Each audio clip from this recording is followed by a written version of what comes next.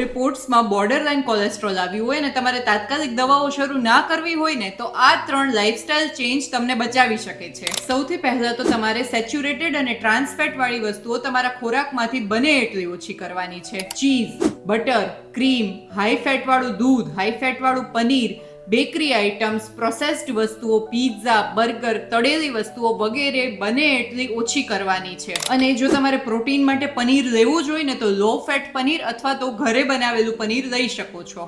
બીજું અને સૌથી મહત્વનું, ફાઇબર્સનો ઉપયોગ વધારવો. હવે આ વસ્તુ વિશે મોટા ભાગના લોકોને ખબર જ નથી હોતી. ફાઇબર જે બેડ કોલેસ્ટ્રોલ હોય ને એની સાથે જોડાઈને સ્ટૂલ દ્વારા એને બહાર કાઢવામાં મદદ કરે છે. તો તમારે ઓટ્સ, જવ, શાકભાજી, ફ્રૂટ્સ, ઇસબગુલ વગેરે જેવી વસ્તુઓ લઈ અને તમારો ફાઇબર ઇન્ટેક સારો રાખવાનો છે.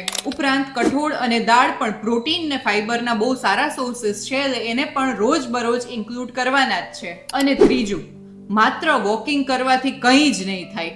તમારે પ્રોપર કાર્ડિયો અને સ્ટ્રેન્થ ટ્રેનિંગનું રૂટીન બનાવવું પડશે, કારણ કે સ્ટ્રેન્થ ટ્રેનિંગ કરવાથી મસલ્સ મજબૂત થશે.